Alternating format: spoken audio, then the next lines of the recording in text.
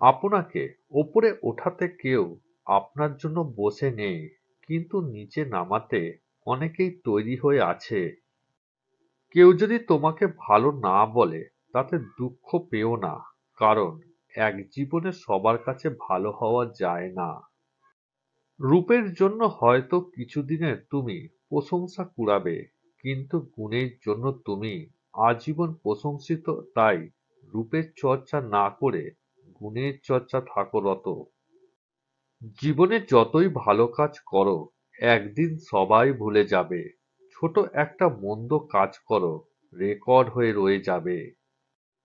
দরকার হলে একা থাকুন, তবুও দুধকলা দিয়ে সাপ পোষা বন্ধ করুন। মুখে যাদের মধু ঝরে, তারাই পিঠে ছুরি মারে। অসৎ সঙ্গ মেশার থেকে একা থাকা অনেক ভালো। কারোর সাথে খারাপ ব্যবহার করবেন না, কারণ মৃত্যুর আগে হয়তো ক্ষমা চাওয়ার জন্য তাকে আর খুঁজে পাবেন না। টাকার ঋণ একসময় পরিশোধ করা যায়, কিন্তু দুঃসময় যারা পাশে থাকে তাদের ঋণ জীবনেও শোধ করা যায় না।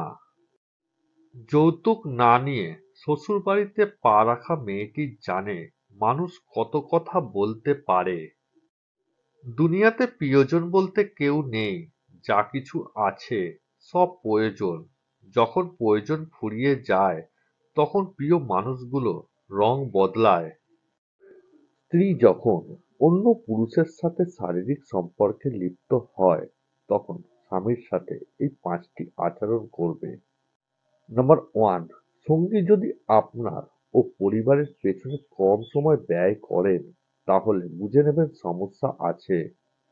নাম্বার 2, কারণে অকারণে রেগে যাওয়া এবং সংসারের প্রতি যত্নশীল না হওয়া, এটাও একটি কারণ।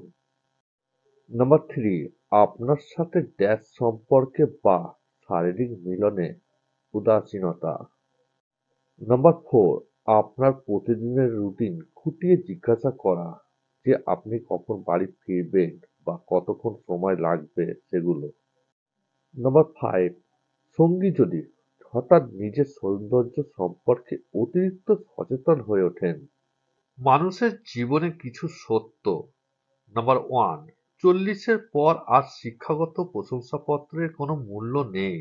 মূল্য আছে শুধুমাত্র কর্মদক্ষতার। 50-এর পর সৌন্দর্যের কোনো দাম নেই। যতই সাজুগুজু করা হোক না কেন, চোখের নিচে কালি পড়বেই, গাল ভাঙবেই। 60-এর পর অবসর, তখন আর পুরনো চেয়ারটার কোনো দাম নেই।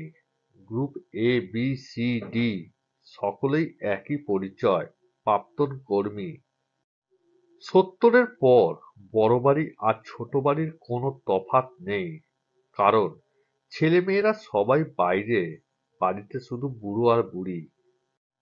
80-তে টাকা থাকলেও কোনো দাম নেই, তখন চলাফেরার ক্ষমতা থাকে না, তখন দরকার জনবল। 90-এর পর বিছানায় পড়ে থাকা, তখন ঘুমানো আর জেগে থাকার কোনো তফাৎ নেই।